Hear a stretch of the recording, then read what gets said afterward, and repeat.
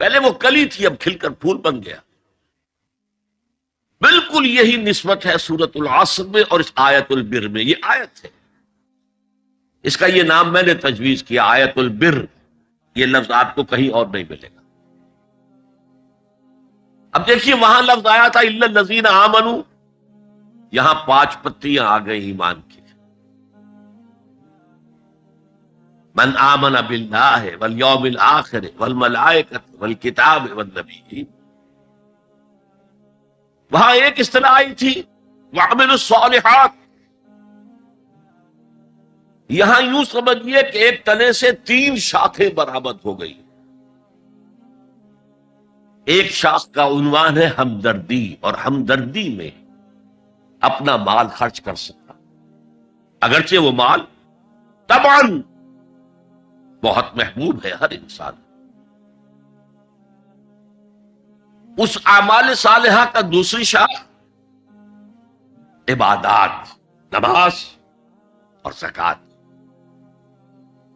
اور تیسری شاخ معاملات۔ معاملات انسانی کا اکثر و بیشتر دار و مدار کانٹریکٹ پر ہوتا ہے، معاہدے پر ہوتا ہے۔ نکاح جو ہے یہ خود ایک سوشل کانٹریکٹ، بڑے بڑے سارے کاروبار کانٹریکٹ پر ہوتے ہیں۔ ایک مزدور اور مزدور رکھنے والے کا ان کے درمیان بھی ایک معاہدہ ہے، چاہے وہ لکھا نہ گیا۔ ایمپلائر امپلائی کے تو باقاعدہ معاہدات لکھے جاتے ہیں۔ تو یہ پورا کور کر رہا ہے بین الانسانی معاملات میں کہ جو عہد وہ کر لیں اس عہد کو پورا کریں۔ اور پھر جیسے صبر کی بات آئی تھی سورۃ العصر میں، یہاں 3 مقامات خاص طور پر، اور ان کا خاص تعلق ہے ایک خاص عمل سے، وہ میں بعد میں عرض کروں گا۔ وَالصَّابِرِينَ فِي الْبَأْسَاءِ وَالضَّرَّاءِ وَحِينَ الْبَأْسِ، فقر و فاقہ، بھوک، تنگی، احتیاج اور تکلیف اور جنگ کے وقت، یہ سارے اوصاف اگر جمع ہوں تو قرآن کا تصور نیکی پورا۔ یہ انسانی سیرت کا ایک ہیولہ ہے جو ہمارے سامنے آ گیا۔ پوری شخصیت نگاری اس کے اندر موجود ہے۔ یہ شخصیت جو ان عناصر کا مجموعہ ہے وہ ہے نیک۔ وہ اگر دعویٰ کرے نیکی کا تو درست، اولئک الذین صدقوا، یہ لوگ سچے ہیں، نیکی کا دعویٰ کرتے ہیں تو سچے ہیں۔ اور اضافی طور پر نافلۃ لک، یہی متقی ہیں۔ تمہارے ذہنوں میں کوئی اور تصورات ہوں گے تقویٰ کے، اور متقیوں کی کچھ اور تصویر ہوگی تمہارے ذہنوں میں، یہی متقی ہیں، یہ متقی ہے اور یہی متقی ہے۔ میں بڑا فکر ہو گیا، اسے عربی میں کہتے ہیں حصر۔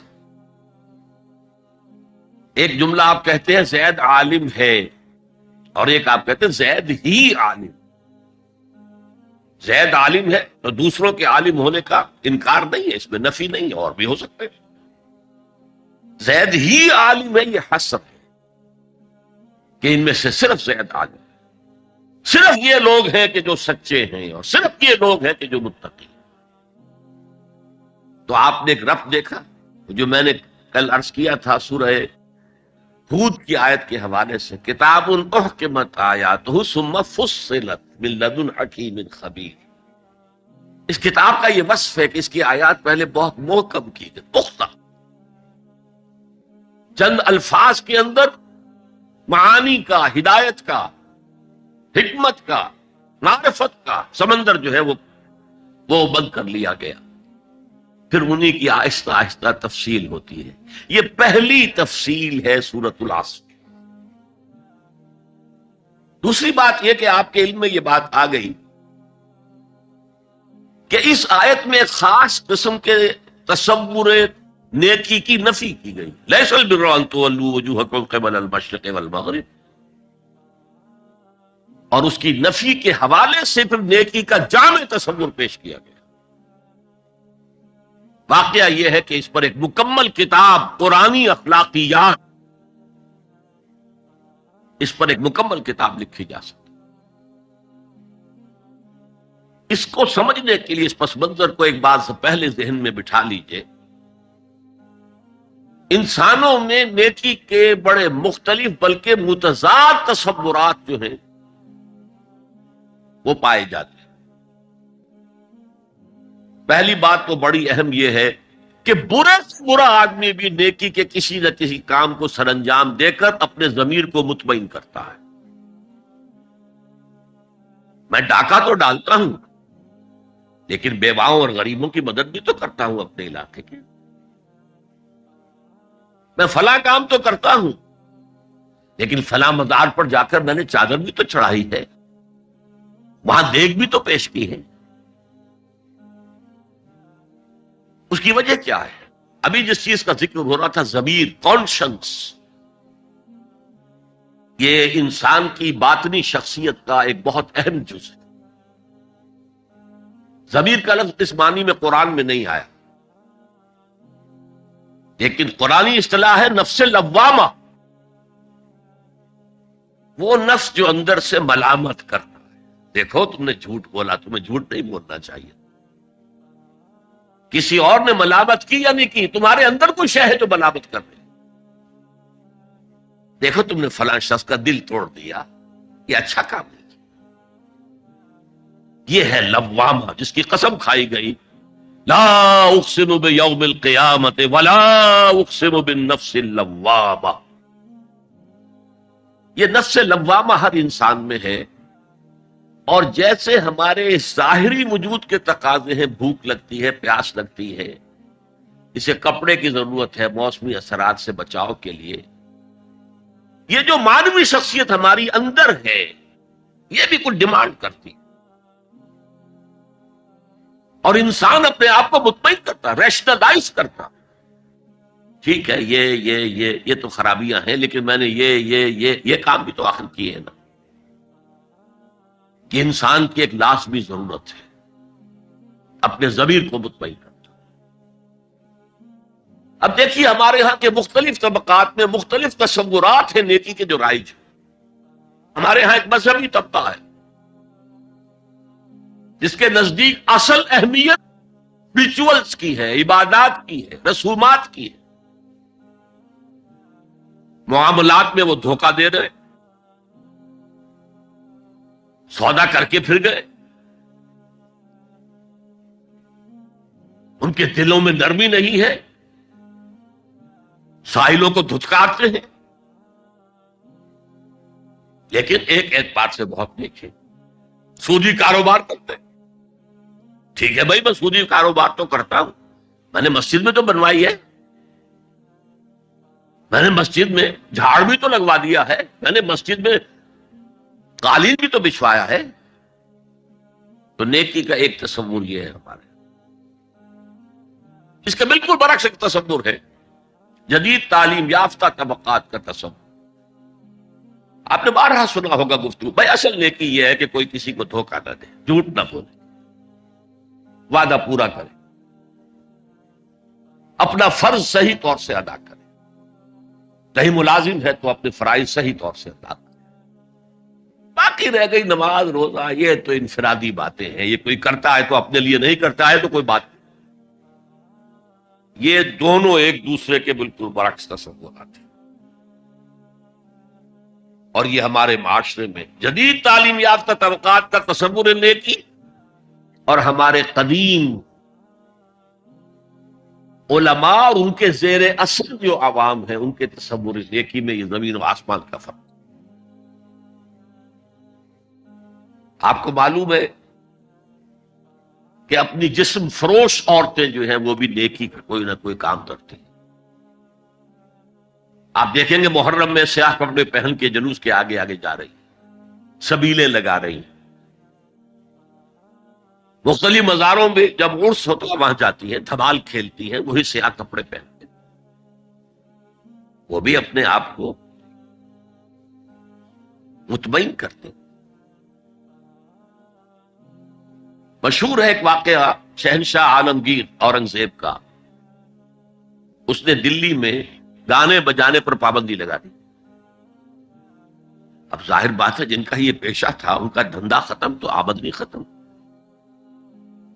لاکھ کوششیں کی لیکن اورنگزیب ٹس سے بس نہیں ہوا. پھر انہوں نے ایک عجیب ترکیب کی. وہ دریائے جمنا بالکل ساتھ بہتا تھا، یہ قلعہ اس شکل میں بنایا گیا تھا، اب تو ذرا فاصلے پر. تو ایک کشتی میں وہ جمع ہو گئے، سازندے بھی اور ساز بھی، اور گاتے بجاتے ہوئے. انہیں معلوم تھا فلاں وقت جو ہے بادشاہ جھروکے میں بیٹھ کر دریا کی سیر کرتا ہے، وہاں سے گزرے اور ایک شعر گاتے ہوئے گزرے. در کوئے نیک نامی مارا گزر نہ دارند، گر تو نمی پسندی تقدیر قضا. در کوئے نیک نامی، یہ نیکی جو ہے یہ اس کے کوچے میں ہمارا گزر ہی نہیں ہے. در کوئے نیک نامی مارا گزر نہ دارند، یہ تو اللہ کی طرف سے فیصلہ ہے، اس کی مقرر کردہ تقدیر ہے. گر تو نمی پسندی تغییر کل قضارا، اگر تجھے پسند نہیں ہے تو تقدیر نہیں. تو بادشاہ ہنس پڑا اور اس نے کہا کہ ٹھیک ہے بھائی، گانے بجانے کی حد تک تمہیں اجازت.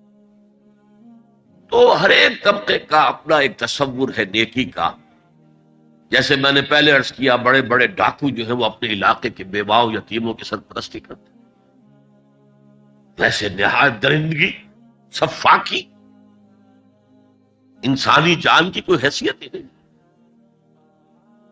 تو نیکی اصل میں کس شے کا نام ہے، کون سی چڑیا کا نام ہے، نیکی حقیقت میں کیا ہے، وہ ہے اس آیت کا مضمون.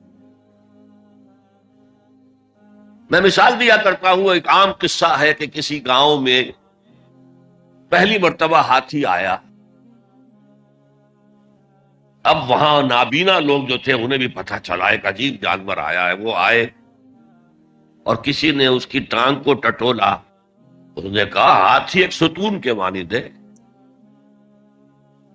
کسی کا اس کے کان کے اوپر ہاتھ پڑا، اس نے کہا چھاج کے مانند ہے وہ. کسی نے پیٹ کو ٹٹولا، بہت بڑا ڈھول ہے وہ. بالکل یہی معاملہ ہے نیکی کے تصور کے بارے میں. اڑائے کچھ ورق لالے نے، کچھ نرگس نے، کچھ گل نے، چمن میں ہر طرف بکھری ہوئی ہے داستان میری. کسی نے نیکی کا ایک حصہ لے لیا، کسی نے دوسرا لے لیا، کسی نے تیسرا لے لیا. وہ مکمل سراپا نیکی، حقیقی نیکی کس میں ہے، یہ ہے اس آیت کا مضمون. اب چوتھے نمبر پر یہ تمہیدی باتیں جو میں عرض کر رہا ہوں، اس آیت کا پس منظر کیا ہے جسے ہم کہتے ہیں شان نزول. کیا بحث چل رہی تھی جس میں ہدایت کے لیے یہ آیت نازل ہوئی؟ تو ذہن میں رکھیے کہ تحویل قبلہ اس آیت کا پس منظر ہے، شان نزول. آپ کو معلوم ہے مکے میں جب تک حضور رہے، آپ جب نماز پڑھتے تھے تو آپ جنوبی جانب کھڑے ہوتے تھے، یعنی رکن یمانی اور وہ کونا کہ جس میں حجر اسود نصب ہے، ان دونوں کے درمیان کھڑے ہوئے کعبے کی طرف رخ کیا. تو اسی رخ پر بیت المقدس بھی ہے. اسے کہتے ہیں استقبال قبلتین، دونوں قبلوں کا بیک وقت استقبال ہو گیا، رخ ہو گیا دونوں طرف، خانہ کعبہ کے بھی اور بیت المقدس کے بھی. مدینے میں آ کر تو یہ ناممکن ہے. اب اگر کعبے کی طرف رخ کرو گے تو بیت المقدس کی طرف پشت ہو جائے گی، وہ شمال میں ہے، یہ جنوب میں ہے. اگر بیت المقدس کی طرف رخ کرو گے تو کعبے کی طرف پیٹھ ہوگی. لیکن آپ کو معلوم ہے کہ حضور نے 16 یا 17 مہینے مدینے آنے کے بعد بیت المقدس کی طرف رخ کر کے نماز پڑھی. اب ایک شکل تو یہ ہے کہ یہ حضور کا ذاتی اجتہاد ہو اور اس کو اللہ نے تسلیم کر لیا ہو کہ ٹھیک ہے، یہ بھی ممکن ہے. اسے تقریر کہتے ہیں اصطلاح میں. حدیث کس چیز کا نام ہے؟ حضور کا قول یا فعل یا تقریر. پہلی دونوں چیزیں تو آپ جانتے، قول اور فعل. یہ تقریر کیا ہے؟ حضور کے سامنے کوئی کام کیا گیا اور حضور نے نہیں روکا. تو امپلائڈ ہے اس کے اندر کہ یہ کام حرام نہیں ہے، حضور کے سامنے ہوا ہے، آپ نے روکا نہیں۔ تو اگر یہ ذاتی اجتہاد تھا تو تقریر ہو گئی اس کی اللہ کی طرف سے، لیکن زیادہ غالب پہلو یہ ہے کہ یہ اللہ کے حکم سے حضور نے کیا، اور یہ حکم وحی خفی کے ذریعے سے آیا، اس لیے کہ قرآن مجید میں اس کا ذکر نہیں ہے کہ اللہ نے حکم دیا ہو کہ اے محمد صلی اللہ علیہ وسلم اب آپ اور آپ کے ساتھی بیت المقدس کی طرف رخ کر کے نماز پڑھیں، یہ نہیں ہے۔ تو یہ وحی خفی، وحی جلی، وحی خفی، دو قسم کی وحیاں حضور کو ہوتی تھی۔ نبی کے لیے تو وحی خفی بھی وحی جلی کے اسی کے حکم میں ہے، لیکن عام آدمی کا کوئی ولی اللہ بڑے سے بڑا ہو، اس کی بھی اس کا کشف، اس کا الہام حجت نہیں ہے دین میں۔ بہرحال یہ شاید حضور کو اللہ نے وحی خفی کے ذریعے حکم دیا۔ اس کا ایک بہت بڑا سیاسی فائدہ ہوا حضور کو، اور وہ یہ کہ مدینے میں آ کر آپ کا واسطہ پڑا یہودیوں سے۔ وہ بہت منظم تھے، تعلیم یافتہ تھے، بہت کلچرڈ تھے، ان کے ہاں فقہا تھے، ان کے ہاں مفتی لوگ موجود تھے۔ اگر فوری طور پر تصادم یہود کے ساتھ ہو جاتا تو حضور کے قدم مدینے میں جمنا آسان نہ ہوتا۔ یہ جب آپ نے بیت المقدس کی طرف رخ کر کے نماز پڑھی تو یہودیوں نے سمجھا چلو کوئی بات نہیں ہے، تو ہمارے کیمپ فالوورز ہیں، ہمارے قبلے کا رخ کر رہے، لہذا فوری طور پر ان کی طرف سے کوئی مخالفت وہ پیش نہیں آئی، اور اس 16 مہینے میں حضور کو اپنے قدم جمانے کا مدینہ منورہ میں پورا موقع ملا، بلکہ پہلے 6 مہینے اس میں جو ہے بہت ڈیسائسو ہے۔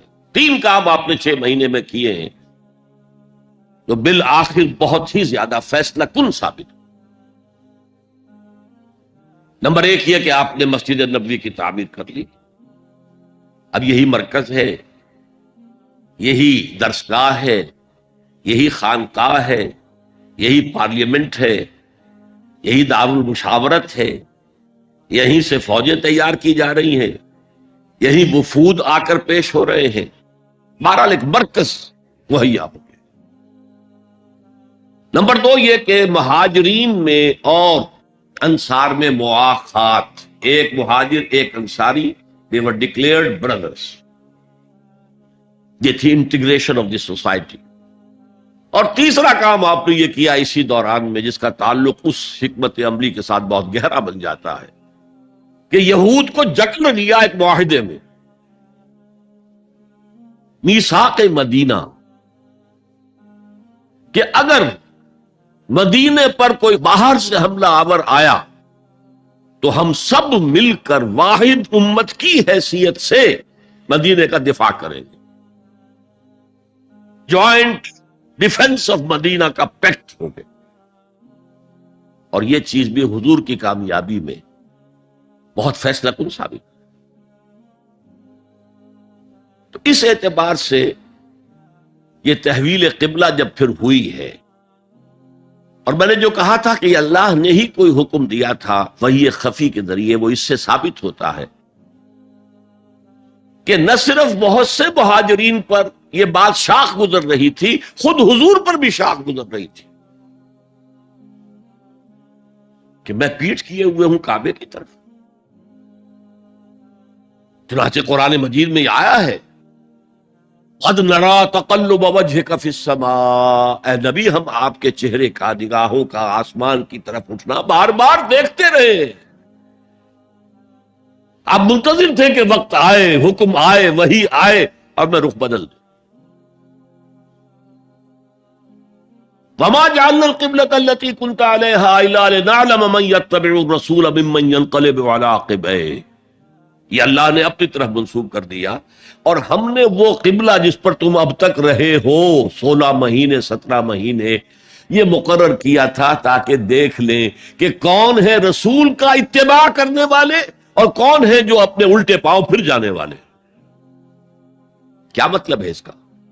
مہاجرین مکے سے آئے تھے، ان کے دلوں میں عظمت جو ہے کعبے کی وہ پلی ہوئی تھی اندر ٹھوک ٹھوک کر۔ اب دیکھا اللہ نے حکم نہیں دیا وحی جلی کے ذریعے سے، یہ رسول کا حکم تھا۔ گویا کہ یہ ایک امتحان ہو گیا کہ کہیں تمہاری حمیت جاہلی، تمہاری محبت جو تمہیں کعبے سے ہے، وہ تمہیں اسلام سے پھیر تو نہیں دیتی؟ آیا تم رسول کے حکم کو مقدم رکھتے ہو اور اپنی کسی سابقہ حمیت، جسے حمیت جاہلی ہم کہہ دیں گے، اس کو مقدم رکھتے ہو؟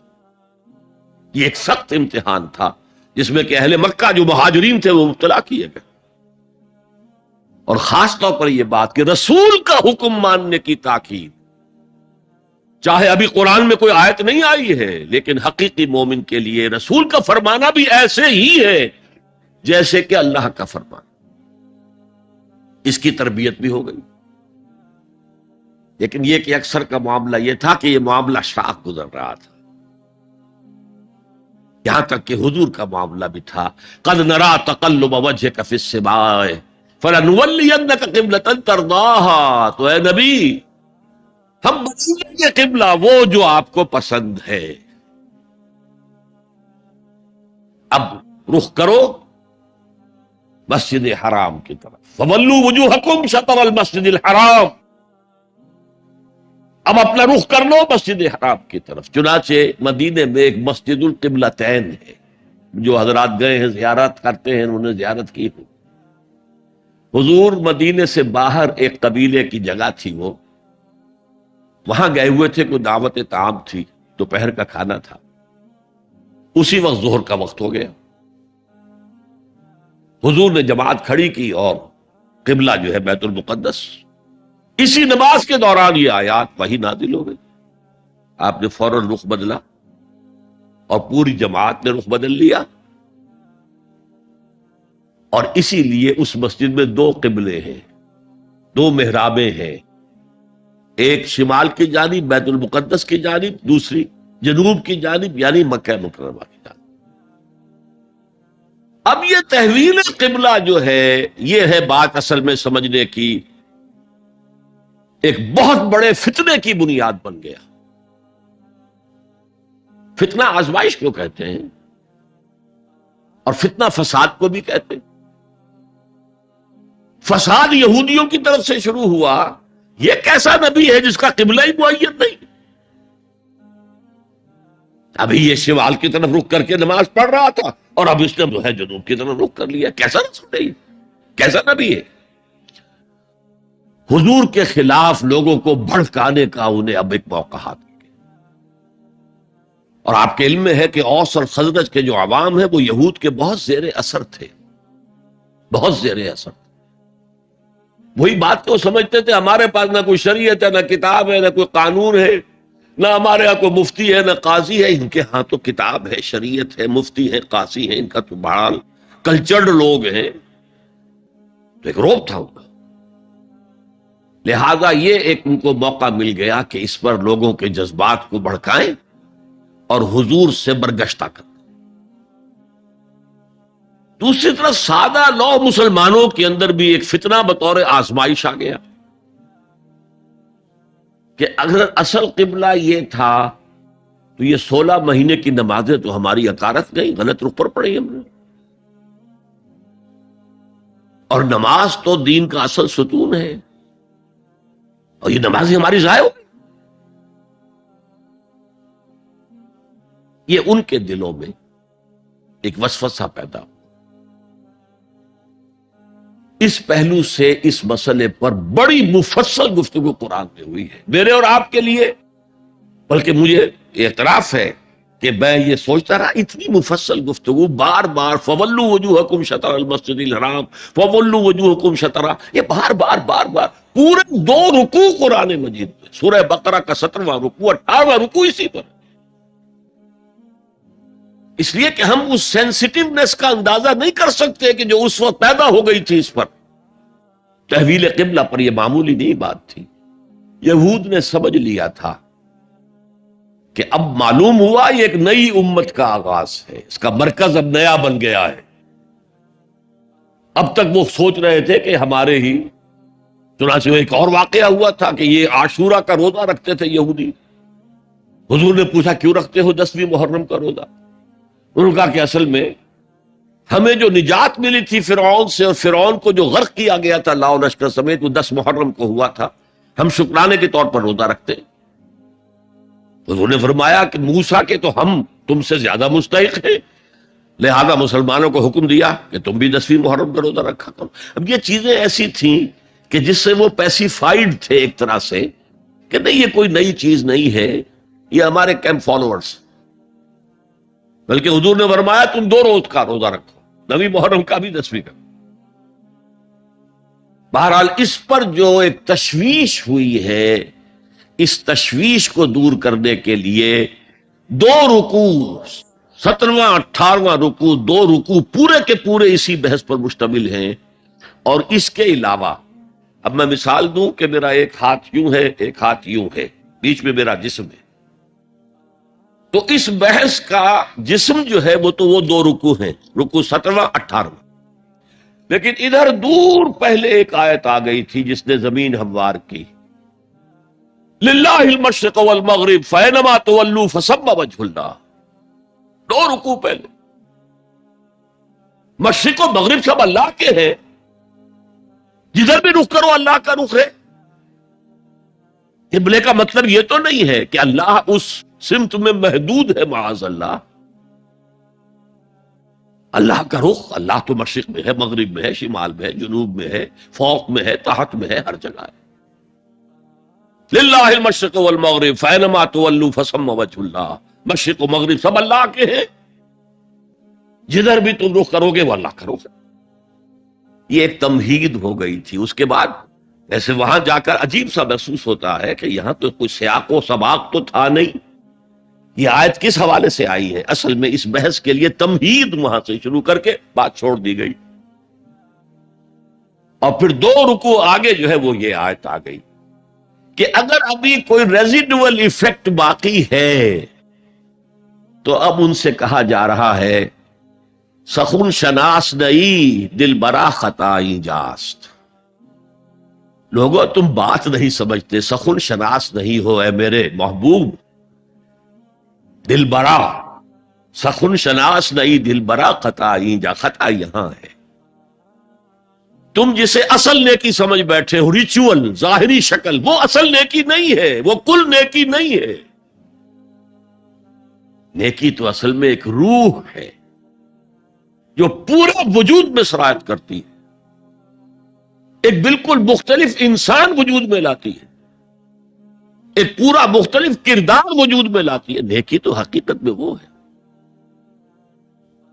جیسے کہ ہمیں معلوم ہے نماز کا ایک ظاہر ہے، فقہ اس سے بحث کرے گی، لیکن اصل نماز آپ کو اللہ کی حضوری کا شرف حاصل ہوا، کچھ حضور قلب میسر آیا، کوئی خشوع و خضوع ہوا،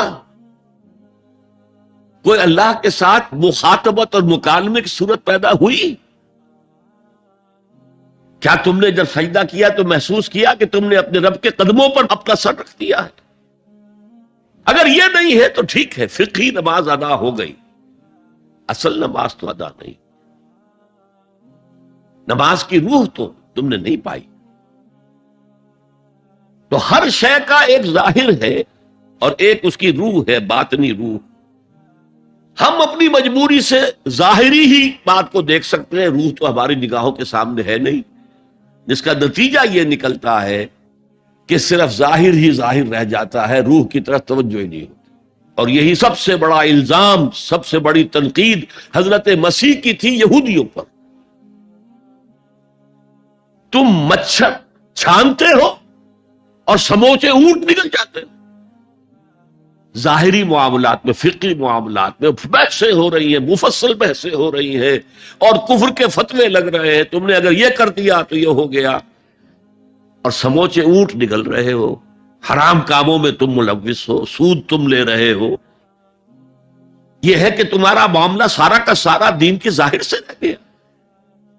اور یہ جو فرمایا کہ تمہاری مثال ان قبروں کی سی ہے جن کے اوپر تو سفیدی کر رکھی ہے لیکن اندر گلی سڑی ہڈیوں کے سوا کچھ نہیں. روح دین سے تم ناآشنا ہو چکے ہو، محبت خدا بندی تم میں نہیں ہے، لیکن ظاہر پرستی ہے، مظاہر پرستی ہے، ریچولزم ہے. تمہارا دین یہ بن کر رہ گیا. آج ہمارے ہاں بھی صورتحال مختلف نہیں ہے. میں عرض کر چکا ہوں سب سے بڑا طبقہ ہمارے ہاں ظاہر بات ہے کہ جو ہمارے علماء کے زیر اثر ہے، اور وہ فقہاء ہیں. اور فقیہ کا کام ہی ہے کہ وہ ظاہر سے بحث کرے، باطن سے تو بحث نہیں کر سکتا. لہذا ریچولز ہی ریچولز رہ گئے ہیں، حقیقی روح ہر شے کی ختم ہو چکی. رہ گئی رسم اذاں روح بلالی نہ رہی، اور فلسفہ رہ گیا تلقین غزالی نہ رہی. نماز و روزہ و قربانی و حج یہ سب باقی ہے، تو باقی نہیں. اب آئیے اس پر غور کیجئے. جو میں نے عرض کیا تھا لیس البر، اب زبر اور پیش میں زمین و آسمان کا فرق ہو جاتا ہے. لیس البر ہوتا جیسا کہ ہے سورہ بقرہ میں آگے جا کر، لیس البر ان تاتوا البیوت من ظہورہا. ان کے ہاں یہ قاعدہ تھا یا ایک رواج ہو گیا تھا کہ اگر احرام باندھ کر گھر سے نکل آئے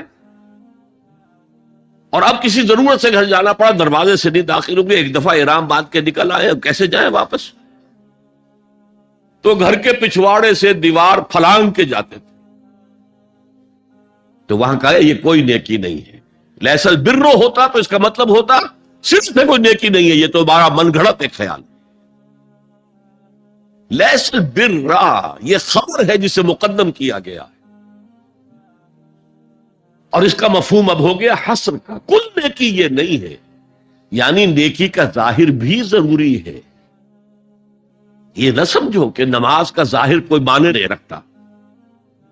طہارت حاصل ہوئی ہے یا نہیں ہوئی ہے، وضو صحیح ہوا ہے یا نہیں ہوا ہے، جو پانی استعمال کیا تھا وہ بھی پاک تھا کہ نہیں تھا، یہ ساری چیزیں ضروری ہیں. دین کا ظاہر بھی ضروری ہے. یہ نہ نفی کیجئے کہ ان فقہا کا کیا ہے، ظاہر ہی کو لیتے ہیں. ہمارے ہاں بعض جو ہے انتہا پسند جو ہے، جو ملنگ ٹائپ صوفی ہوتے ہیں، ایک تو حقیقی کوئی صوفی ہوں، ایک ملنگ تھا، وہ ان تمام چیزوں کو چھوڑ بیٹھ.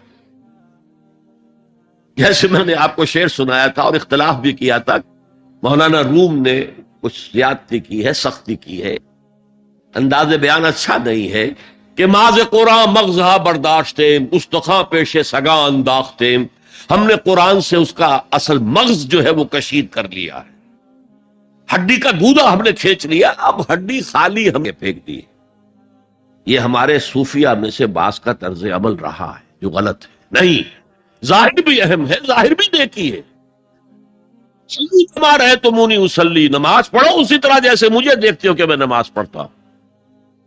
ظاہر بھی کنفرم کرنا چاہیے اس کے ساتھ، لیکن اصل شے نماز میں توجہ ہے، انابت ہے، خشوع ہے، خضوع ہے، حضور قلب ہے.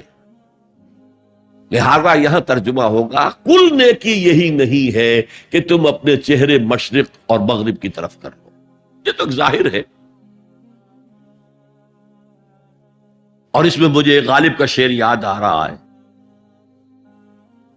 قبلے کو اہل نظر قبلہ نما کہتے ہیں، ہے پرے سرحد ادراک سے اپنا مسجود. جسے ہم سجدہ کر رہے ہیں وہ تو ہمارے ادراک اور شعور اور وہم اور خیال اور تصور اور تخیل سے وراء الورا وراء الورا وراء الورا ہے، پرے سرحد ادراک سے اپنا مسجود. قبلے کو اہل نظر قبلہ نما کہتے ہیں، یہ کعبہ تو قبلہ نما ہے.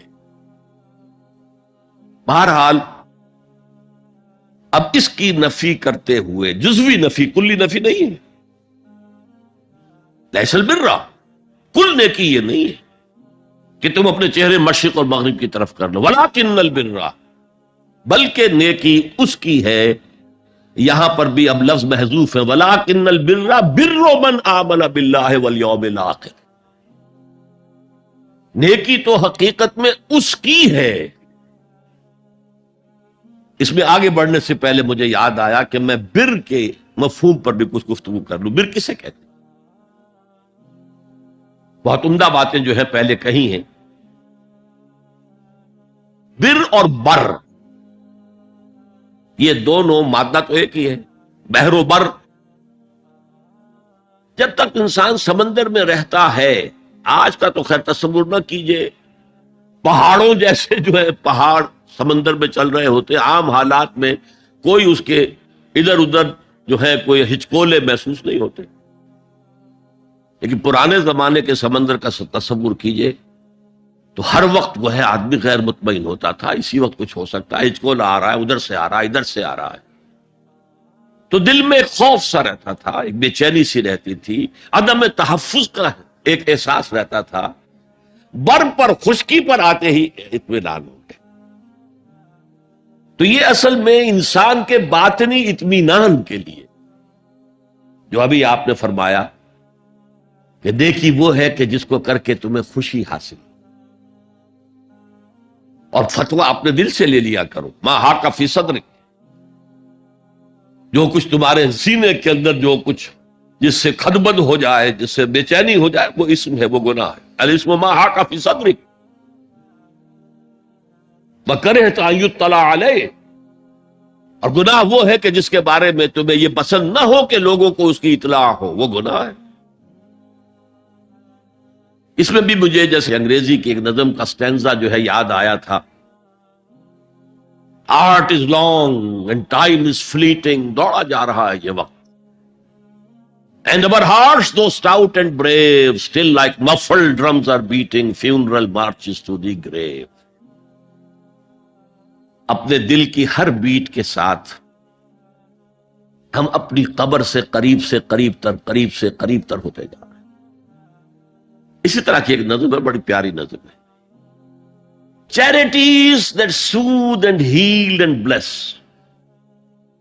are scattered over the feet of men like flowers. وہ بھلائیاں، وہ نیکیاں، وہ خدمت خلق، charities which soothe and bless and heals، دل کے اوپر مرہم سا رکھا جاتا ہے نیک کام کر کے، دل کو خوشی ہوتی ہے نیک کام کر کے. Charities that soothe and heal and bless are scattered over the feet of man like flowers. یہ تو ان پھولوں کے مانند ہے جو انسان کے قدموں میں پڑے ہوئے ہیں، جس کو چاہے اٹھا لے، جو چاہے اٹھا لے. No mystery is here, no special boon for the high and not for the low. The smoke ascends as high from the hearth of a humble cottage as from that of a haughty palace. دھواں اٹھتا ہے تو ایک کٹیا میں جو چورا جل رہا ہے اس سے بھی اٹھے گا تو جائے گا اوپر، اور محل کا کوئی بہت بڑا کچن ہے تو اس سے بھی اٹھے گا تو اوپر جائے گا. لہذا یہ غریب اور امیر کا فرق نہیں ہے، ہر شخص اس نیکی میں سے حصہ لے سکتا ہے. تمہارے پاس ایک روٹی تھی، تم نے آدھی دے دی کسی مانگنے والے کو، تمہارا حصہ ہو گیا، بہت بڑا حصہ ہو گیا. اور کسی بڑے امیر آدمی نے 150 جو ہے مسکین کو کھانا کھلا دیا، وہ اس کے قریب بھی نہیں آ سکے گا اجر و ثواب کے اعتبار سے اس شخص کے کہ جس کے پاس ایک ہی روٹی تھی اور اس نے آدھی دے. تو بر جو ہے حقیقت، لیس البر ان تولوا وجوہکم قبل المشرق والمغرب ولکن البر من آمن باللہ والیوم الآخر والملائکۃ والکتاب والنبیین. میں بھی ایک زمانے میں اس پر کچھ متردد سا ہوتا تھا، کچھ سوچتا تھا کہ یہ نیکی کا تعلق تو ہم عمل سے سمجھتے ہیں، یہاں ایمان کی بحث کی کیا ضرورت ہے؟ ایمان تو ایک باطنی حقیقت ہے، نیکی جو ہے وہ ایک ظاہری خارجی حقیقت ہے. لیکن پھر سمجھ میں آیا کہ اصل نیکی وہ نیت ہے جس کے ساتھ وہ کام کیا جا رہا ہے. اگر خیرات بانٹی جا رہی ہے، جھگیوں میں جا کر میلے کچیلے بچوں کو گود میں لے کر اپنی سفید اشکروں کو بھی خراب کیا جا رہا ہے، اور معلوم ہے کہ یہ اس لیے کر رہا ہے کہ آئندہ الیکشن میں کھڑا ہونا ہے، تو کوئی ہے جو کہے گا کہ یہ نیکی ہو رہی ہے؟ کام تو بظاہر بڑی نیکی کا کام ہے۔ نیکی کے لیے شرط اول اللہ پر ایمان ہے، اس کی موٹیویشن لو آف گاڈ، اس کے سوا اگر کوئی اور موٹیو ہے، اگر دنیا میں شہرت چاہیے، اگر اس نیکی کے ذریعے سے بھی مال کمانے کا معاملہ ہے، دھندا ہے، نیکی کے پردے میں دھندا ہو رہا ہے، وہ نیکی نہیں ہے، چاہے ظاہری اعتبار سے وہ بہت بڑی نیکی ہو۔ تو سب سے پہلا مسئلہ نیت کا ہے، نیت کا ہے، نیت کا ہے۔ کس ارادے کے تحت یہ نیکی کی جا رہی ہے، کیا مقصود ہے، کیا مطلوب ہے؟ چنانچہ نوٹ کیجئے، اکثر محدثین نے اپنے جو مجموعے مرتب کیے احادیث کے، ان میں پہلی آیت کون سی، پہلی حدیث کون سی لاتے ہیں؟ حضرت عمر رضی اللہ تعالیٰ عنہ سے روایت ہے، انما الاعمال بالنیات، نیکیوں کا، نیک اعمال کا دار و مدار نیتوں پر ہے۔ وانما لکل امرئ ما نویٰ، ہر شخص کو وہی کچھ ملا گا جس کی اس نے نیت کی ہوگی۔ فمن كانت ہجرتہ الی اللہ ورسولہ فہجرتہ الی اللہ ورسولہ، جو کوئی ہجرت کر رہا ہے، مکے میں گھر بار چھوڑ کر جا رہا ہے، اپنے وطن کو ترک کر کے جا رہا ہے مدینے کی طرف، صرف اللہ اور رسول کے لیے، اس کی ہجرت اللہ اور اس کے رسول کے لیے۔ ومن كانت ہجرتہ للدنیا یصیبها، اور اگر اس شخص کی ہجرت دنیا کے لیے ہے کہ اس کو حاصل کر لے، مثلا میں دیتا ہوں مثال، ایک مسلمان تھا، اس کا کوئی کاروبار تھا، اس کے خریدار مسلمان ہی تھے، وہ جا رہے، اب کیا کرے گا؟ مشرکوں نے سو تو اس کا سامان نہیں لینا، اب وہ بھی چلے جا رہے ہیں۔ یہ اللہ کو معلوم ہے کہ اس کے ہجرت کا اصل سبب کیا ہے، ہم نہیں طے کر سکتے، لیکن اللہ کے ہاں جو کھاتا کھلا ہوا ہے، اس کی یہ ہجرت جو ہے اللہ اور اس کے رسول کے لیے شمار نہیں ہو۔ وَمَنْ كَانَتْ هِجْرَتُهُ لِلدُّنْيَا يُصِيبُهَا أَوْ امْرَأَةٍ يَنكِحُهَا، یا کسی عورت کے لیے ہو کہ اس سے نکاح کرے، کسی خاتون سے وہ شادی کا خواہشمند تھا، وہ خاتون ہجرت کر کے مدینے چلی گئیں، اب یہ بھی باندھے کچے دھاگے سے بندھے ہوئے چلے جا رہے ہیں، تو یہ تو در حقیقت اس عورت کے کھاتے میں ہجرت جائے گی، اللہ اور اس کے رسول کے ہجرت میں نہیں۔ تو اصل شے یہ ہے، نیکی کا وہ کام جس کا ظاہر بھی نیکی کا ہو اور باطن بھی ہو، کہ موٹیویشن صرف اللہ کی رضا ہو، اللہ کی محبت اور اللہ کی رضا کا حصول، یہ ہے پازیٹو موٹیو۔ ایک نیگیٹو سائیڈ بھی ہے، سب لوگ ذہنی اعتبار سے اتنے بلند نہیں ہوتے کہ اللہ کی محبت وہی اصل محرک بن جائے۔ یہی وجہ ہے کہ حضور نے اس کو صلی اللہ علیہ وسلم کمال ایمان سے تعبیر کیا ہے، من احب للہ وابغض للہ واعطى للہ ومنع للہ فقد استکمل الایمان، جس نے کسی سے محبت کی تو اللہ کے لیے کی، کسی سے نفرت اور بغض رکھا تو اللہ کے لیے رکھا، کہ اللہ کو اس سے نفرت کرنا پسند ہے، اور کسی کو کچھ دیا تو اللہ کو خوش کرنے کے لیے دیا، اور کسی سے کچھ چیز روکی تو صرف اس لیے کہ اللہ کو اس کا روکنا پسند ہے، تو اس شخص نے اپنے ایمان کی تکمیل کر لی۔ اگر اس کا موٹیو خالص ہو گیا ہے اللہ کی محبت اور اللہ کی رضا کا حصول، تو اصل میں نیکی ہے، ورنہ چاہے بظاہر کتنی ہی بڑی نیکی نظر آئے وہ نیکی نہیں۔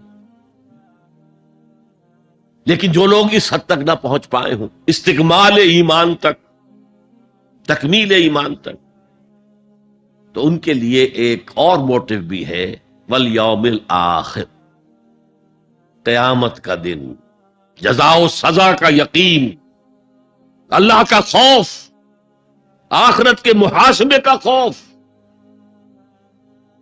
خوف بھی ایک بہت بڑا موٹیو ہے، بہت بڑی موٹیویٹنگ فورس۔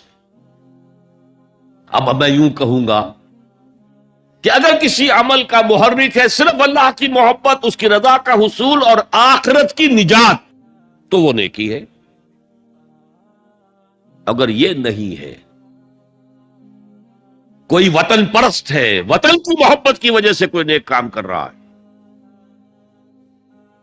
اس کا وہ کام وطن پرستی کے کھاتے میں جائے گا، خدا پرستی کے کھاتے میں نہیں جائے گا۔ کوئی قوم پرست ہے، اپنے قوم کی محبت میں کچھ کر رہا ہے، تو اس کا وہ نیک کام قوم پرستی کے کھاتے میں جمع ہوگا، خدا کی پرستش کے لیے نہیں۔ یہ ہے موٹیو کا فرق، اور یہ ہے موٹیو کی اہمیت، اور اس کا تعلق ہے ایمان باللہ اور ایمان بالآخرہ سے۔ ایک حدیث میں حضور نے فرمایا کہ قیامت کے دن سب سے پہلے 3 اشخاص کا معاملہ پیش ہوگا۔ ایک وہ تھا کہ جو اللہ کی راہ میں جنگ کرتا ہوا مارا گیا تھا، دنیا میں شہید سمجھا جا رہا۔ ایک وہ تھا جسے اللہ نے علم بہت دیا تھا، اور اس نے علم کو پھیلایا، خوب پھیلایا۔ اور ایک وہ جس کے پاس جس کو اللہ نے بہت دولت دی تھی، اور اس نے دولت جو ہے نیکی کے کاموں میں، بھلائی کے کاموں میں، غربا، یتاما، مساکین کے لیے خرچ کیا۔ اب اللہ پوچھے گا ان شہید صاحب سے کہ دیکھو میں نے تمہیں صحت دی تھی، جسمانی قوت دی تھی، تم نے کیا کیا؟ وہ کہے گا اے اللہ میں نے تیرے لیے قتال کیا اور اپنی جان دے دی۔ اللہ فرمائے گا کذبتا، تو نے جھوٹ بولا، انک قد قاتلت لأن یقال جریء، تو نے تو یہ جنگ میں حصہ لیا تھا اس لیے کہ تیری شجاعت کا ڈنکا بج جائے، تیری جرأت کی شوقت ہو جائے۔ وقد قیلا، وہ کہا جا چکا، اب یہاں تمہارے لیے کچھ نہیں ہے۔ اور فرشتوں کو حکم ہوگا اور اوندے منہ گھسیٹتے ہوئے اس کو جہنم میں ڈال دیں۔ یہی حشر ہوگا اس عالم کا، تو نے وہ نیکی کا کام کیا تھا، لأن یقال عالم، کہا جا چکا، دنیا میں ڈنکا بج چکا تمہاری شہرت کا۔ اب اس میں نوٹ کیجئے، اگر کسی عالم کے علم کا ڈنکا بج جائے، اس کی اپنی نیت وہ نہیں تھی تو اس کے اندر کوئی خرابی نہیں۔ یہاں معاملہ نیت کا ہے۔ اگر نیت یہ ہو کہ میرے علم کی شہرت ہو جائے، میرے ہاتھ چومے جائیں، مجھے نذرانے پیش کیے جائیں، تو پھر وہی حشر اس کا ہوگا کہ اوندھے منہ گھسیٹ کر جہنم میں ڈال دیا جائے۔ یہی حشر اس سخی کا ہوگا جس نے سخاوت کی تھی، جس کی سخاوت کے ڈنکے بج گئے تھے، اس کا بھی یہی حشر ہوگا۔ تو انما الاعمال بالنیات، اور یہاں نیکی کی بحث میں سب سے پہلے ولکن البر بر من آمن باللہ والیوم الآخر۔ اب جو والملائکۃ والکتاب والنبیین، ان تینوں کو جمع کر لیجئے، اس سے مراد ہے نبوت اور رسالت۔ ملائکہ وحی کا ذریعہ ہیں جو انبیاء تک لے کر آتے رہے، اس وحی کا جو ریکارڈ مرتب ہوا وہ کتابیں ہیں، اور جن پر وہ وحی آئی وہ نبی ہیں۔ ان تینوں کو جمع کر لیجئے، رسالت، ایمان باللہ، ایمان بالآخرہ، اور ایمان بالرسالت۔ اب اس کا تعلق کیا ہے نیکی کے ساتھ؟ یہ ذرا گہری بات ہے۔ دیکھیے نیکی کا جذبہ بھی، جو انسان کے پیشنز ہوتے ہیں وہ اندھے بہرے ہوتے ہیں۔ پیشنز، جذبات، نیکی بھی ایک جذبہ ہے۔ کبھی یہ جذبہ حد اعتدال سے تجاوز کر کے بری بنا دیتا ہے، جیسے رہبانیت، ترک دنیا، شادی نہیں کروں گا، گھر گرہستی کا بکھیڑا مول نہیں لوں گا، بس اللہ سے لو لگاؤں گا۔ ظاہر بات ہے جس نے بھی فیصلہ کیا نیکی کے جذبے کے تحت کیا نا، لیکن اس کا جو نتیجہ نکلا اکثر و بیشتر پھر حرام کاری ہوئی، آپ عیسائیت کی جو ہے ہسٹری آف کرسچین موناسٹسزم اس کا مطالعہ کیجئے. انہوں نے خود لکھا ہے کہ بظاہر راہب خانے ہیں، راہب اور راہبائیں رہتی ہیں، اور ان کے تہخانوں میں حرامی بچوں کے قبرستان ہو جاتے تھے. یہ نیکی کے جذبے نے بدی کو جنم دیا. حضور کے ساتھ ایسا ہوا. 3 اشخاص آئے، انہوں نے حضور کی ازواج مطہرات سے معلوم کیا آپ رات کو کتنا وقت نماز میں لگاتے ہیں، آپ مہینے میں کتنے نفلی روزے رکھتے ہیں. اب جو کچھ انہیں بتایا گیا، حضور کی زندگی کھلی کتاب تھی، بتا دیا گیا اتنا عرصہ جو ہے آپ رات کو تہجد پڑھتے ہیں، بتا دیا گیا مہینے میں اتنے روزے رکھتے ہیں. انہوں نے اسے کم سمجھا، فتقالوہا، قلیل سمجھا کہ یہ تو زیادہ نہیں ہے، ہمارا تو خیال تھا کہ آپ ساری رات ہی کھڑے رہتے ہوں گے. لیکن اپنے دل کو مطمئن کرنے کے لیے کہ حضور کی کہیں توہین بھی نہ ہو جائے، کہا جی انہیں تو ضرورت نہیں ہے، وہ تو معصوم ہی ہے، ان کی خطائیں اول تو ہوتی نہیں، اگر کوئی ہے بھی تو اللہ نے کہہ دیا قد غفر اللہ لک ذنبک ما تقدم منها وما تاخر، اللہ نے تو معاف کر دی اگلے پچھلے سارے گناہ، میرے لیے یہ کافی نہیں ہے. ایک نے کہا میں پوری رات عبادت کروں گا، اپنی قبر بستر سے نہیں لگاؤں. دوسرے نے کہا کہ میں ہمیشہ ہر روز روزہ رکھوں گا، کبھی افطار نہیں کروں. تیسرے نے کہا میں کوئی شادی بیاہ نہیں کروں گا، یہ کھکیڑ میں نہیں پڑھوں گا. میں حضور کو خبر ہو گئی، آپ نے طلب فرمایا اور غصے کے انداز میں وہ الفاظ کہے کہ جو حضور سے بالکل متوقع نہیں.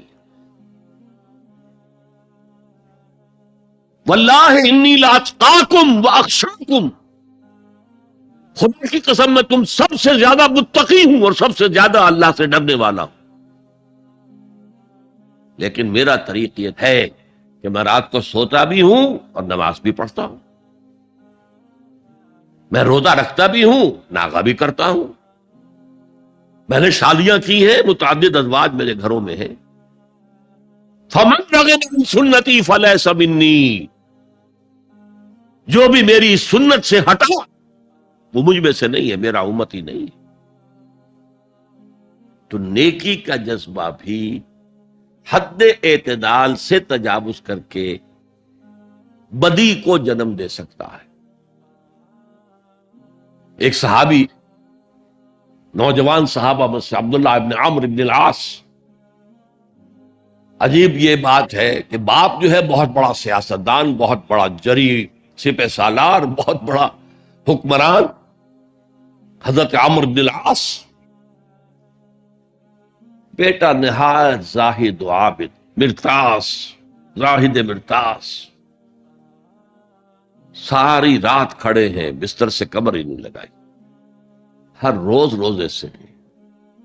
یہ خبر دی گئی حضور کو تو آپ نے طلب فرمایا یا عبداللہ اولم اخبر انک تقوم اللیل وتصوم النہار، اے عبداللہ مجھے یہ خبر نہیں دی گئی ہے، یعنی یہ بات جو ہے صحیح ہے کہ نہیں کہ تم ساری رات عبادت کرتے ہو، ہر روز روزہ رکھتے ہو؟ کیا کہہ سکتے تھے؟ بلا یا رسول اللہ، حضور ایسا تو ہے.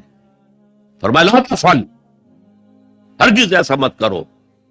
فإن لزوجك عليك حقا وإن لزورك عليك حقا بل إن لنفسك عليك حقا، تمہارے نفس کے بھی تم پر حقوق ہیں، تمہاری بیوی کے بھی تم پر حقوق ہیں. ان کی زوجہ سے کسی نے پوچھا تھا تم ہمیشہ میلی کچیلی رہتی ہو، کبھی ہم نے تمہیں کسی اچھے لباس میں، کس کوئی جسے سنگھار کہہ دیتے کہ یہ میں نے دیکھا؟ تو ان کا کہ مجھے کیا غرض ہے، تمہارے بھائی کو تو مجھ سے کوئی غرض ہے ہی نہیں، میں کس کے لیے بناؤ سنگھار کروں؟ یہ بھی الفاظ آتے ہیں. فرمایا ہرگز مت کرو. میں تو کرتا ہوں، میں روزے بھی رکھتا ہوں لیکن نہیں بھی رکھتا، میں نماز پڑھتا ہوں لیکن سوتا بھی ہوں، میری بیویاں ہیں متعدد، تو میری سنت اگر تم نے چھوڑ دی تو تمہارا مجھ سے کوئی تعلق نہیں ہوگا. اس کا مطلب کیا ہوا؟ تو سم اپ، نیکی کا ایک ماڈل بھی سامنے رہنا چاہیے جس میں توازن ہو، اعتدال۔ انبیاء وہ توازن پیش کرتے ہیں اپنے کردار اور شخصیت کے ذریعے سے۔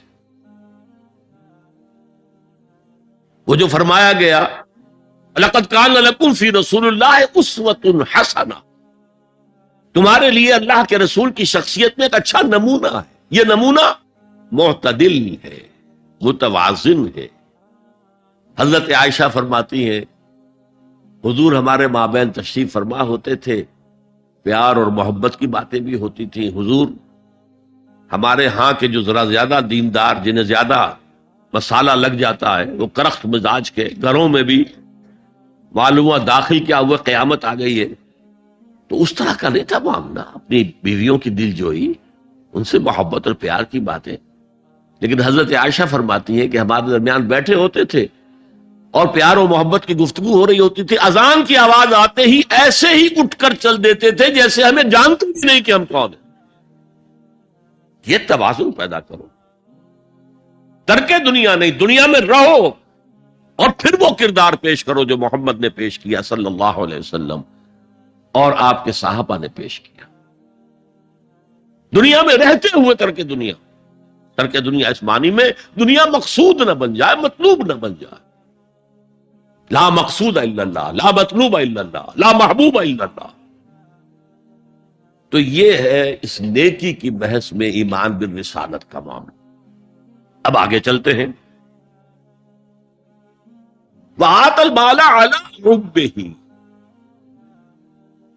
اور دیتا ہے وہ اپنا مال، یا دیا اس نے اپنا مال اس مال کی محبت کے باوجود، علی الرغم۔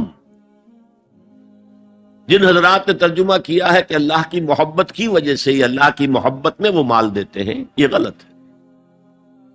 جو بحث ہو چکی ہے، موٹیویشن تو ان کی درست ہو گئی، ایمان باللہ، ایمان بالآخرہ سے، اب آگے اس کے تکرار کی ضرورت نہیں ہے۔ اور عربی میں کسی کی محبت میں کوئی شے آئے تو فی یا لام آئے گا۔ علی آتا ہے مخالفت کے لیے، علی الرغم۔ مال محبوب ہے، کس کو نہیں؟ زین للناس حب الشہوات من النساء والبنین والقناطر المقنطرۃ من الذهب والفضة والخیل المسومۃ والانعام والحرث۔ انسان کی سرشت کو اللہ سے زیادہ جاننے والا کون ہے؟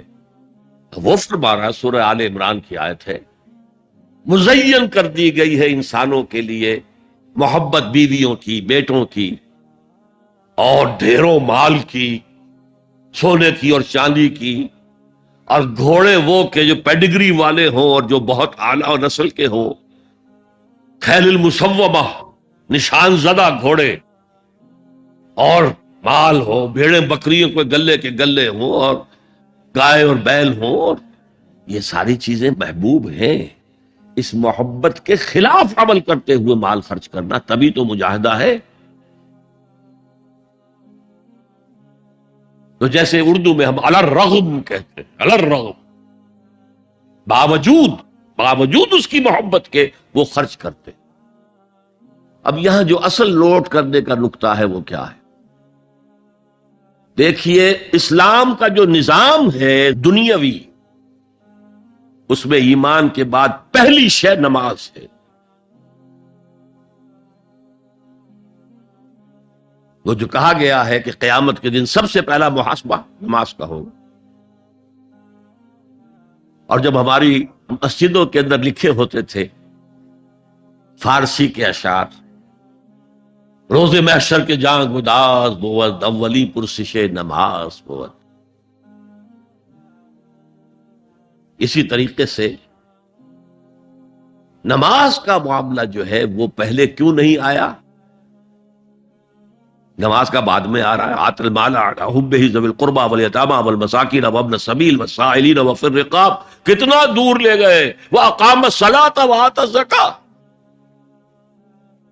یہ ہے ترتیب کے اعتبار سے جو میں نے عرض کیا تھا۔ یہاں عنوان کیا ہے؟ یہاں نیکی کی حقیقت عنوان ہے، اس کی روح ایمان ہے۔ اور اس کا ظاہر اس میں سب سے پہلے انسانی ہمدردی، اور اس ہمدردی کی بنا پر وہ مال جو بہت محبوب ہے خرچ کرنا، درد دل کے واسطے پیدا کیا انسان کو، ورنہ طاعت کے لیے کچھ کم نہ تھے کروبیاں۔ اگر یہ نہیں ہے تو کچھ نہیں۔ حضور نے فرمایا من یحرم الرفق فقد حرم الخیر کلہ، جو شخص دل کی نرمی سے محروم ہو گیا وہ کل کے کل خیر سے محروم ہو گیا۔ کسی کو دکھ میں دیکھو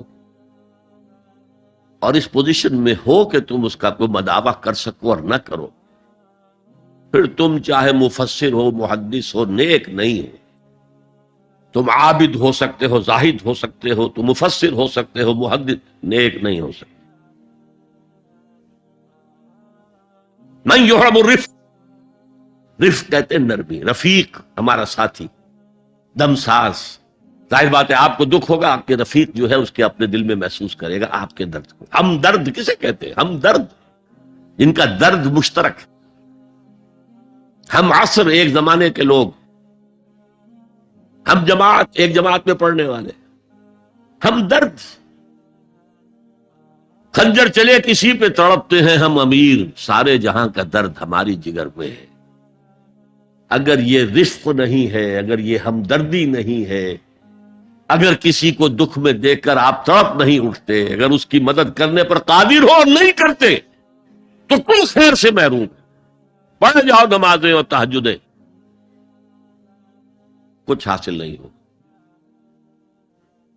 اس پر جو آخری آیت قرآن کی ہے، لن تنالوا البر حتى تنفقوا مما تحبون، اس سے زیادہ کیٹیگوریکل سٹیٹمنٹ اور کیا چاہیے؟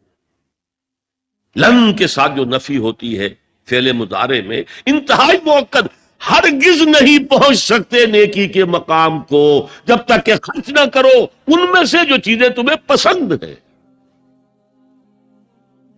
قمیض پھٹ گئی ہے، بوسیدہ دے دو کسی کو، یہ نہیں ہے خیرات صدقات، بلکہ جو تمہیں محبوب ہو۔ تنالوا البر، بر کے مقام تک نہیں پہنچ سکتے۔ پھر میں کہہ رہا ہوں، عابد ہو سکتے ہو، زاہد ہو سکتے ہو، علم کا معاملہ ہے، محدث ہو سکتے ہو، مفسر ہو سکتے ہو، فقیہ ہو سکتے ہو، مفتی ہو سکتے ہو، سب کچھ ہو سکتے ہو، قرآن مجید کی روح سے نیک نہیں کہلا سکتے۔ وَآتَ الْمَالَ عَلَى حُبِّهِ، اب اس میں جو ترتیب میں نے کہا تھا، الاقرب فالاقرب، الاقرب فالاقرب، سب سے پہلے ذوی القربہ، اور اس میں اکثر و بیشتر ہم سے کوتاہی ہوتی، دور دراز کے لوگوں کے ساتھ نیکی ہو رہی ہے، سگے بھائی کی بیوہ اور یتیم بچے جو ہیں وہ محروم ہیں، انہوں نے اس وقت یہ کر دیا تھا، یہ کر دیا تھا۔ ظاہر بات ہے کہ رشتہ داروں سے تو شکایتیں ہوتی ہیں، یہ تو ہمیشہ ہمارے مخالف رہے، جی ان کی ہم کیسے مدد کریں؟ اگر تو اللہ کے لیے دینا ہے تو پیسہ ان کا، من اعطى للہ وابغض للہ واعطى للہ ومنع للہ، اللہ کے لیے دیا ہے اگر تو اپنے اس نفس کی جو انتقام کا جذبہ ہے اس کو کچلو، اور جس کا سب سے پہلا حق ہے اس کو پہنچاؤ، حق بحقدار رسید، ذوی القربى والیتامى، جو بے سہارا رہ گئے، باپ کا سایہ نہ رہا، والمساکین، مساکین کسے کہتے ہیں؟ مسکنت کہتے ہیں کم ہمتی۔ آپ کو معلوم ہے آج کل ایک مرض کہلاتا ہے نیورستھینیا، آدمی دیکھنے میں ہٹا کٹا ہے، صحت مند ہے، لیکن اندر سے اس کی کوئی ہمت ایسے جواب دے گئی ہے کچھ کر ہی نہیں سکتا، وہ ہے مسکین۔ اسی لیے جو فرمایا گیا یہودیوں کے لیے، ضربت علیہم الذلۃ والمسکنہ، ذلت کے معنی بھی کمزوری، اور مسکنت کم ہمت، ہی ہمت ختم ہو گئی۔ تو جو اپنے پاؤں پر نہیں کھڑا رہ سکتا اس وجہ سے کہ اس میں وہ ہمت کم ہو گئی ہے، وہ بھی مستحق۔ وابن السبیل، اور مسافر۔ پرانے زمانے میں آپ کو معلوم ہے نہ سرائیں تھیں، نہ کچھ اور تھا، نہ ہوٹل تھے، پھر اگر کہیں راستے میں چوری ہو گئی، ڈاکہ پڑ گیا، تو آدمی جو ہے گھر میں خود ہے، کفیل ہے، اچھا ہے، اس وقت کی حالت ایسی ہو گئی. ہمارے ہاں بیگرز نے اسی کو ایک بہت بڑا بہانہ بنایا ہوا، جی میں آیا تھا وہاں سے اور یہاں سے اور میری جیب کٹ گئی، سب کچھ چلا گیا، اب مجھے واپس جانے کے لیے کرایہ چاہیے. اکثر و بیشتر جھوٹے کیسز ہوتے ہیں. اگر آپ کسی کو پکڑ لیں اور ساتھ لے کر کہیں تحقیق کراؤ تو وہ بھاگ جائے گا، پھر نہیں آئے گا اس مسجد. لیکن یہ کہ ابن السبیل یہ بھی ایک کھاتا ہے.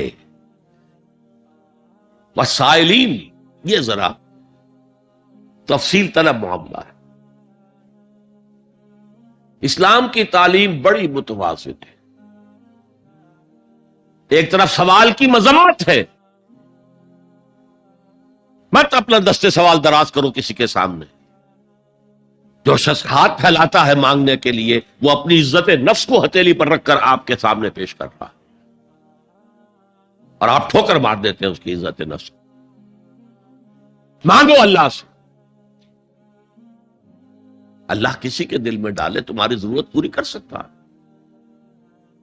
بغیر اس کے کہ تم کسی کے سامنے دستے سوال دراز کرو. تو سخت مسمت ہے. اور خاص طور پر بیگری جو ایک انسٹیٹیوشن بن گیا ہے، ایک پیشہ بن گیا ہے، وہ تو اسلام کی تعلیمات کے منافی ہے. اور جس طرح کی ہم خیرات بانٹتے ہیں، 5 روپے کا نوٹ دے رہے ہیں مانگنے والوں کو، مسجدوں کے باہر سمجھ رہے ہیں ہم نے حاتم طائی کی خبر کو لات مار دی، حالانکہ حقیقت میں آپ انسٹیٹیوشن آف بیگری کو سپورٹ کر رہے ہیں. کسی ایک کو لے لو، آؤ چلو مجھے اپنا گھر دکھاؤ، مجھے بتاؤ تم واقعی اس قابل ہو یا نہیں ہو، اور پھر اس کی مدد کریں، لمسم کریں. پھر وہ 5 روپے نہیں ایسی دیں کہ وہ کچھ اپنے پاؤں پر کھڑا ہو سکے. میں نے 1 روپیہ نہیں کہا، آج دیکھیں 1 روپیہ تو اب کوئی شے نہیں رہی، لیکن یہ کہ 5 روپے کا نوٹ بھی آپ نے تقسیم کرنے شروع کر دیے، یہ کیا ہے؟ وَالسَّائِلِينَ وَفِي الرِّقَابِ. لیکن دوسری طرف سائل کو جھڑکنا نہیں ہے. اما السائل فلا تنہر، جھڑکو نہیں.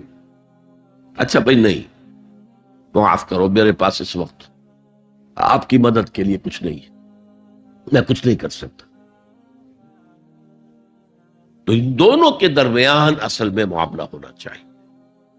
بلکہ یہاں تک بھی فرمایا سائل کو ضرور دو، چاہے وہ گھوڑے پر سوار ہو کر تمہارے دروازے پہ آیا. کیا پتا اس کی واقعی الجھن کیا ہے. تو سوال کی مذمت اور سائل کو جھڑکنے کی ممانعت. حتی الامکان خالی ہاتھ نہ لوٹاؤ. اس نے اپنی عزت نفس اپنی ہتھیلی پر رکھ کر تمہاری سامنے پیش کر دیا، اسے ٹھوکر نہ مارو.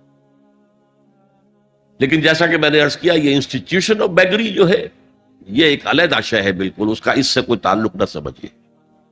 وفی الرقاب، رقاب جمع ہے رقبہ، گردن. فک رقبۃ او اطعام فی یوم ذی مسغبۃ یتیما ذا مقربۃ او مسکینا ذا متربہ. فک رقبۃ، کسی کی گردن چھڑا دینا. اس وقت سب سے بڑی ایپلیکیشن اس کی تھی غلاموں کو، کنیزوں کو اپنے پیسے سے خرید کر آزاد کر دینا. بہت بڑی نیکی، بہت بڑی نیکی. اور حضرت ابو بکر رضی اللہ تعالیٰ عنہ کے دفتر فضائل میں سب سے اونچا کام یہ ہے کہ جن غلاموں کو اور جن کنیزوں کو ستایا جا رہا تھا، دیئر اونرز، دیئر ماسٹرز، ان کے آقا کو حق حاصل تھا، جو چیزیں کریں ان کے ساتھ قتل کر دے، کوئی پوچھنے والا نہیں ہے. میں پہلے بھی عرض کر چکا ہوں، میری ملکیت ہے، جیسے میری بکری میری ملکیت ہے، میں نے اس کو ذبح کیا، گوشت کھا لیا، تم کون ہوتے ہو پوچھنے والے؟ میرا غلام تھا، میں نے قتل کر دیا، تم کون ہو پوچھنے والے؟ ان کو حضرت ابو بکر نے خرید کر آزاد کیا اور منہ مانگے دام دیے. حضرت بلال کے لیے امیہ ابن خلف نے اتنی بڑی رقم مانگی، حضرت ابو بکر نے کہا ٹھیک ہے لو. باپ نے کہا بھی، ابو قحافہ نے، ابو بکر کو کوئی غلام خریدنا ہی تھا تو کوئی طاقتور آدمی جو کام آ سکے کہیں، اس کو خریدنا چاہیے. مجھے کیا پتا ابو بکر کس لیے خرید رہا اور کس کے لیے خرید رہا. آج کے دور میں اس کی اپلیکیشن ہوگی. کوئی شخص جو ہے اگر قرض میں اس طرح جکڑا جائے کہ لاکھ ہاتھ پاؤں مارے نکل نہیں سکتا، اس کو کوئی لمپ سم مدد دے کر اس قابل کیا جائے کہ وہ پھر اپنے پاؤں پر کھڑا ہو جائے. یہ نہیں کہ اسے آپ ہر مہینے کچھ رقم دیتے رہے مینٹیننس کے لیے، نہیں، اس سے تو وہ اسی پوزیشن میں رہے گا. یہ بعض مائنورٹی کمیونٹیز کے اندر یہ معاملہ موجود ہے. کوئی بھائی اگر گر گیا ہے کاروبار میں تو اس کی پھر ایسی مدد کی جائے کہ وہ پھر آپ کی صف میں آ کر کھڑا ہو جائے، respectable members of your community, وہ اس شکل میں پہنچ جائے. یہ بھی فک و رقبۃ اس کی ذیل میں آج کل آئے. اب اس کے بعد آیا وَأَقَامَ الصَّلَاةَ وَآتَى الزَّكَاةَ. یہ دو کیا ہیں؟ یہ عبادات کی شکل میں دو ستون ہیں جو ان دو چیزوں کو سپورٹ کرتے ہیں جو اب تک بیان ہوئی ہیں. ایمان کو تازہ رکھنے کے لیے نماز قائم کرو. ہر نماز ایمان کی تجدید ہے. اقیم الصلاۃ لذکری، نماز قائم کرو میری یاد کے لیے. اپنا عہد اللہ کے ساتھ تازہ کرو. ایاک نعبد و ایاک نستعین، اے اللہ ہم تیری ہی بندگی کرتے ہیں اور کرتے رہیں گے، تجھ ہی سے مدد مانگتے ہیں اور مانگتے رہیں گے. اپنے اس عہد بندگی کو تازہ کرو، ایمان کو تازہ کرو. الحمدللہ رب العالمین الرحمن الرحیم. ایمان باللہ تازہ ہوا نا. مالک یوم الدین، ایمان بالآخرہ تازہ ہو گیا. یہ ہے ایمان کو قائم رکھنے کے لیے، نیکی کی اس روح کو برقرار رکھنے کے لیے اللہ تعالی کی طرف سے یہ ستون ہے. الصلاۃ عماد الدین، دین کا ستون ہے یہ نماز. اس بحث میں اس کا مقصد کیا ہے وہ میں نے بیان کر دیا. بعد میں کیوں آ رہا ہے؟ یعنی کہ اصل شے ہے ایمان، اور ایمان کو سپورٹ کرنے والا ستون ہے نماز. عملی نیکی میں اصل شے ہے ہمدردی، ہمدردی میں مال خرچ کرنا، اور اس کے لیے ستون ہے زکوٰۃ. کم سے کم یہ 2.5% تو نکالو، بوتل کا کارک تو کھل جائے، پھر اور بھی دو، اور بھی دو، اور بھی دو. یہ تو obligatory ہے، یہ تو فرض ہے، یہ تو لازم ہے. لیکن مقصد کیا ہے؟ اس کو جو سمجھ لیا بس یہی زکوٰۃ ہی ہمارے ذمے میں ہے، وہ بڑے مغالطے میں. حضور نے فرمایا صلی اللہ علیہ وسلم، ان فی المال حقا سوى الزکوٰۃ. اے مسلمانوں، یہ نہ سمجھنا کہ بس زکوٰۃ ادا کر دی تو تمہارے مال کا سارا حق ادا ہو گیا. ان فی المال حقا سوى الزکوٰۃ،